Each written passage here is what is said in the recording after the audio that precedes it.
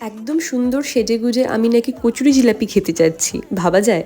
যাই হোক, অনেক দিন পর কলকাতা ঘুরতে বেরিয়েছিলাম। তারপর হাঁটতে হাঁটতে মেট্রো স্টেশনে পৌঁছে মেট্রো ধরে ডেস্টিনেশনেও পৌঁছে গেছিলাম। পৌঁছে দেখি অনেক বৃষ্টি হয়েছে, তাই শহরটাকে আরও মনোরম লাগছে। তারপর অনেকটা পথ হেঁটে পৌঁছালাম কচুরি খেতে, ইয়েস, শ্যারমাটিতে। একবার শুধু ভিড় দেখো মানুষের, তখন টিপটিপ করে বৃষ্টি হয়েই চলেছিল, আর অন্যদিকে কন্টিনিউ কচুরি ভাজা হচ্ছিল, চা বানানো হচ্ছিল। একটু ভিড় ঠেলে আমিও এক প্লেট কচুরি, লস্যি আর জিলিপি নিয়ে নিয়েছিলাম। It's too good, too amazing, so authentic.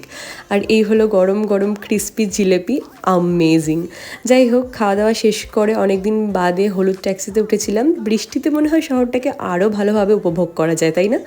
তো একটা 42 ভিডিও না করলেই নয়, তো 42 ভিডিও বানিয়ে নিয়েছিলাম। তারপর এগেইন বাড়ি ফেরার জন্য মেট্রো ধরতে চলে গেছিলাম, আর তারপর বাড়ি। ভালো লাগলে লাইক করে ফলো করে দিও। বাই।